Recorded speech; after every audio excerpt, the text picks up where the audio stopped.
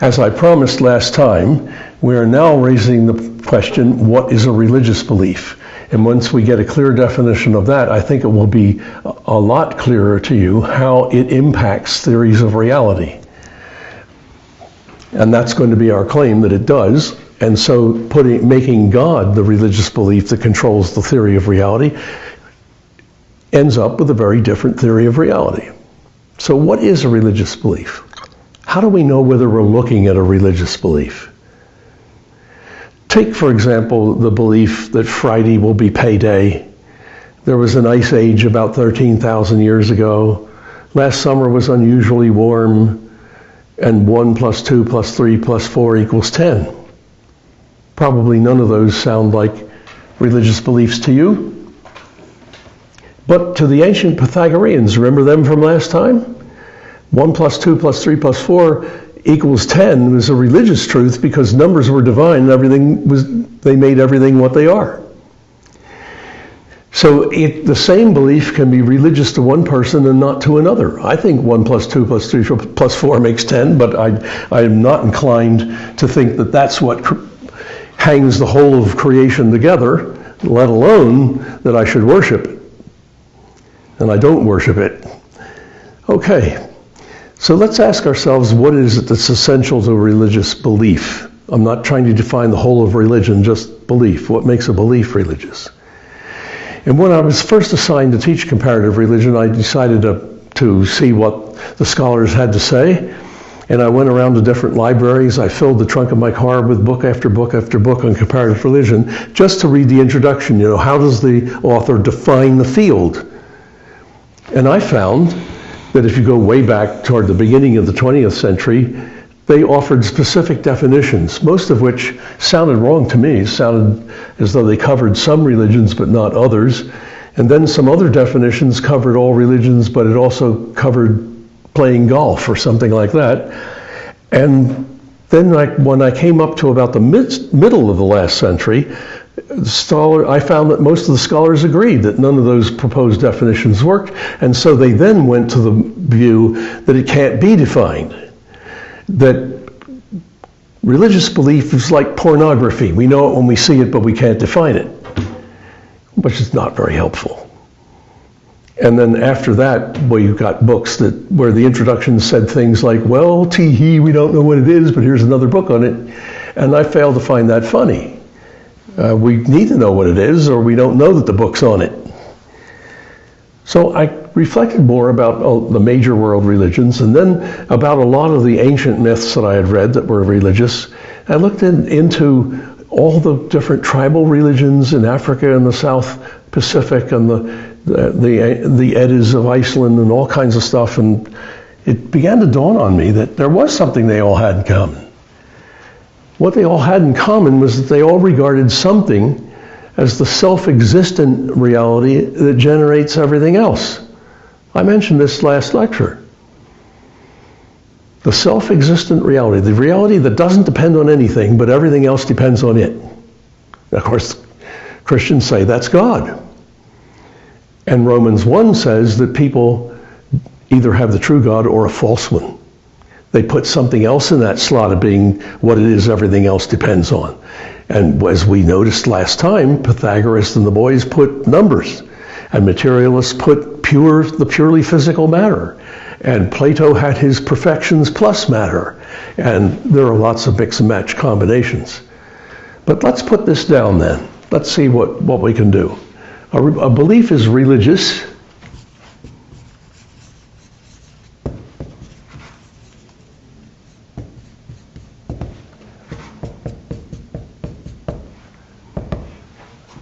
IFF means if and only if.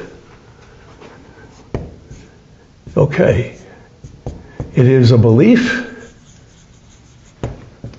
in something as divine, I'm going to use that term, where that means self-existent. It doesn't depend on anything in any way.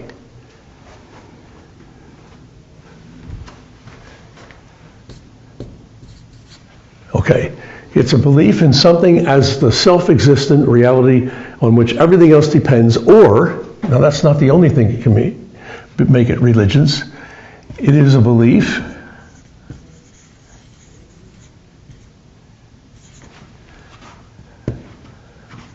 about how the non-divine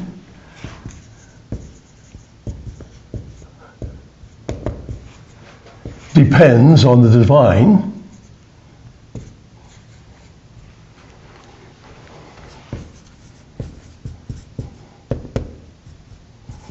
or, and this is the last thing, it is a belief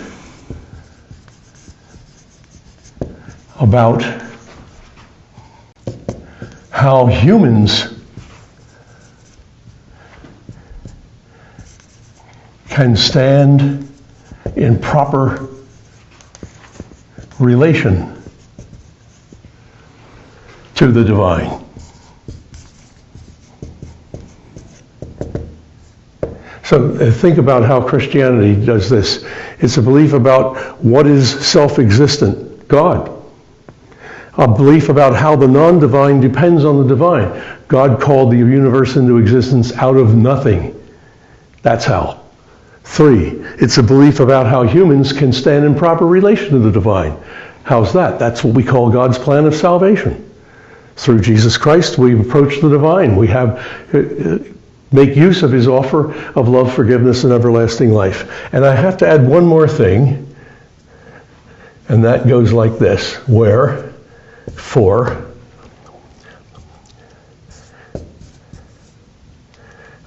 see, thinking about the best way to put it for you.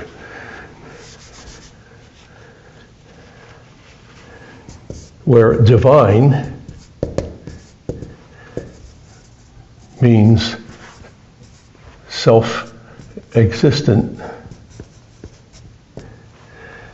no matter how it is further characterized.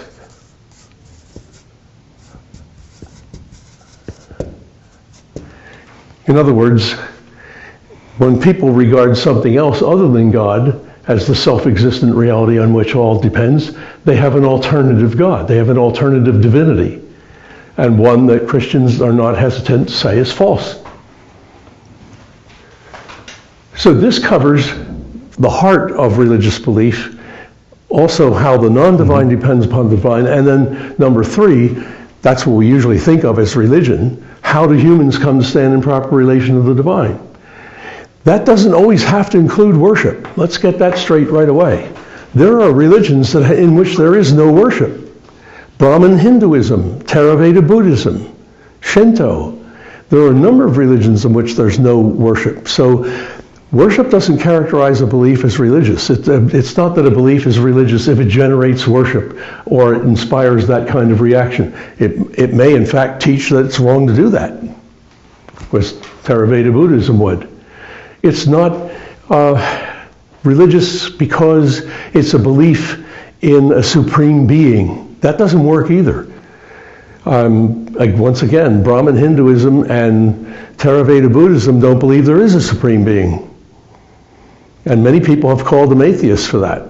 And in a strict sense, they are. They don't believe there are any gods or goddesses. What they regard as the divine reality, though, is the self-existent beingness that's in everything. And it's not a person. It's not an individual. You don't pray to it. There's a discipline of meditation whereby you strive to be absorbed into it so as not to be reborn into another lifetime of suffering, according to both Hinduism and Buddhism.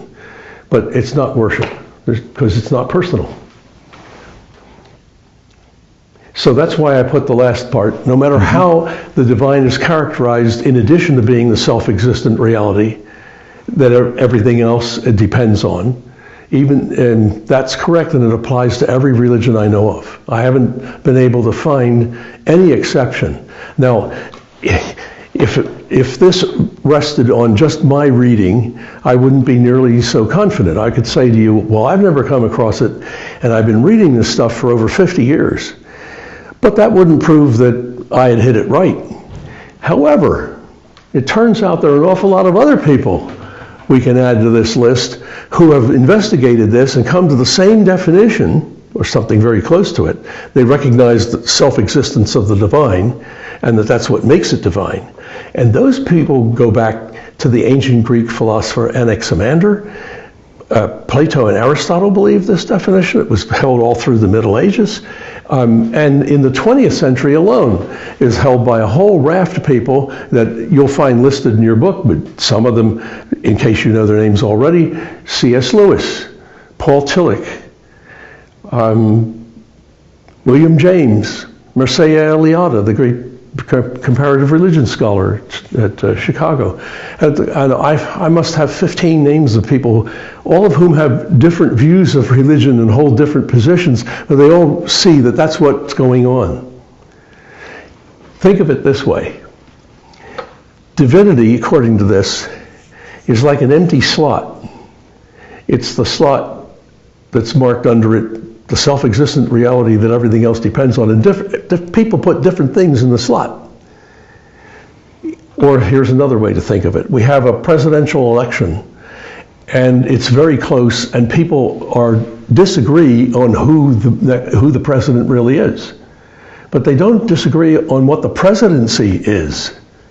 This is the status of being divine, no matter what somebody sticks into it. And of course, the New Testament says, if you don't put God in that, if you don't recognize that God is the only one who belongs there, then what you do is make divine some part of the world. You take some aspect of the creation, and you stick that in the slot. So you worship and serve what God created instead of the Creator. That's how Paul describes it in Romans 1. So this is the definition that I intend to use throughout the course, and in constructing a Christian philosophy as well. We're going to say what matters. The key thing to get straight first is that only God belongs in that slot. It's only God who's self-existent, and everything else is something God made. That's right out of Colossians 1. He's made everything visible or invisible. Whether it's visible or it's invisible, it's created by God.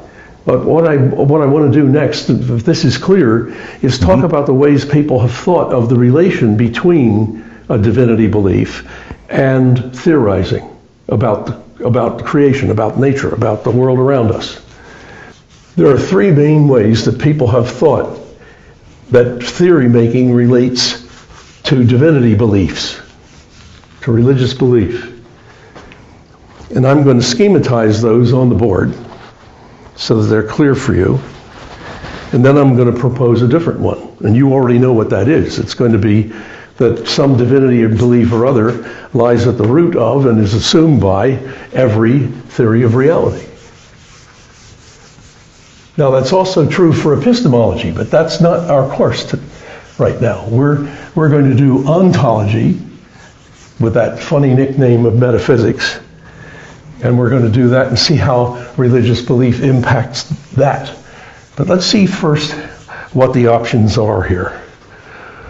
The first is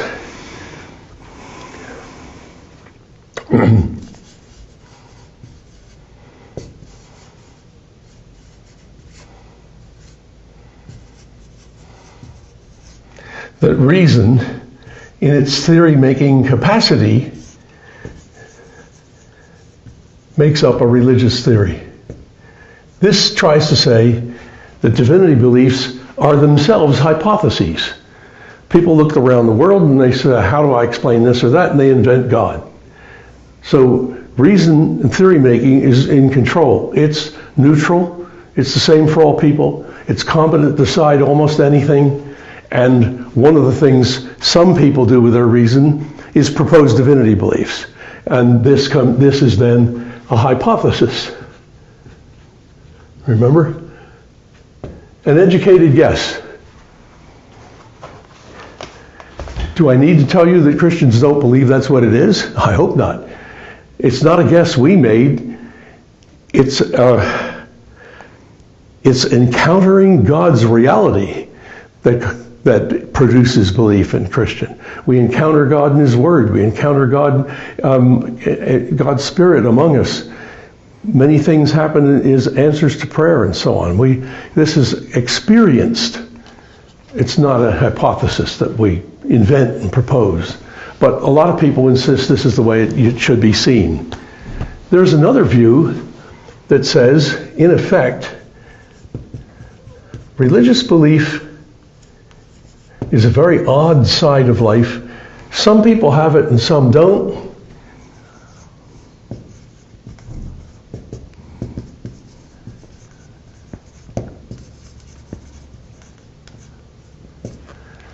Everybody has reason, and some make theories about one thing and some another, and there are people that hold religious belief. It's not a theory of reason, but then it's not refutable by reason either. It's walled off completely. The two just don't touch one another. They don't impact one another. Reason can't defeat religion. It doesn't propose religion. If you have it, you hold it. It's irrationally you hold it. Mm-hmm. So what you have here is a blind leap of faith, they say. And over here are theories that we check by reason, so this we really know and that we only hope we know. But their two are walled off. That's the relationship. So over here, one produces the other. Over here, neither impacts the other at all. And then the most widely spread, widely held view goes like this. And here is the house of reality. And the house of reality has two floors: nature and supernature. That's the upstairs. And what happens here is that nature is pretty much autonomous. It runs somewhat the way this view sees it, except that religious belief relates to nature. Even if nature doesn't do much for religious belief, it does a little bit. I mean, from just looking around nature, natural reason can prove that there is an upstairs and God's up there, but that's it. However, the revealed truths of God sit up here, and if somebody dealing with nature makes a theory that's inconsistent with this, Big Brother comes down the stairs and checks them. They've got to toss that one out. So there's an interaction, but it's mostly this way. From just knowing nature, you can construct proofs that God exists, and they're good and they're valid, and that's true, and that's a right conclusion. But you can't know anything else about God. You don't know about the human soul. You don't know about life after death. You don't know about the incarnation and the plan of salvation. All that stuff is up here. That's known by revelation from God. Mm-hmm. And that's the purpose of revelation from God, is to reveal all the supernatural truths you can't find out. But then, and the Big Brother, and that means the church, comes downstairs and kicks little brother's butt if he proposes a theory that's incompatible with any of that. So this is the most widely spread view among Christians today. And if I'm going to continue this, I'm going to put up now the view that I'm going to argue for. Okay, so given all this, what are we going to propose? What is it that Dooyeweerd pursues in constructing a Christian philosophy? It's going to look like this. Now that we know what a religious belief is, that it's a divinity belief, right? Mm-hmm. I can't just say religious belief. Baptism is a religious belief. So is circumcision. So is observing a holy day. That's not what we're talking about. We're talking about what's at the heart of every religion, and what's at the heart of everyone is a belief in something as divine, and it wants to tell us how we can attain proper relation to the divine. So this is the way I'm going to see this. It's the reverse of this. It's some religious belief or other, whether that's in the true God or a false one, that determines how reason makes theories.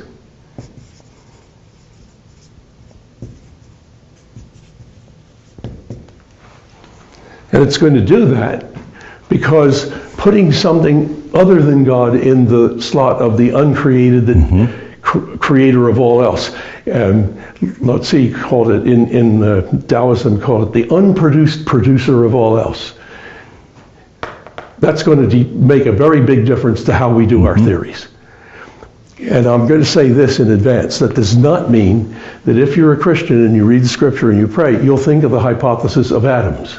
Or you'll think of another hypothesis that goes another way, id, ego, and superego, or whatever the proposals are. That's not it. It won't hand you the guess that a theory makes. What it will do is require that any guess have a particular kind of nature, namely same nature as the divinity belief. So if a materialist makes a hypothesis, if he's consistent, the hypothesis is going to be something purely physical. For example, and we're going to say that because God transcends the world and has brought into existence all those different kinds of properties that I was pointing to before that become fields of study, that God transcends them all and isn't identical with any one of them. So you don't put any of them into this slot. So the divine isn't the mathematical or the physical or the spatial or the logical or any mix and match combination of them. Those are all created by God.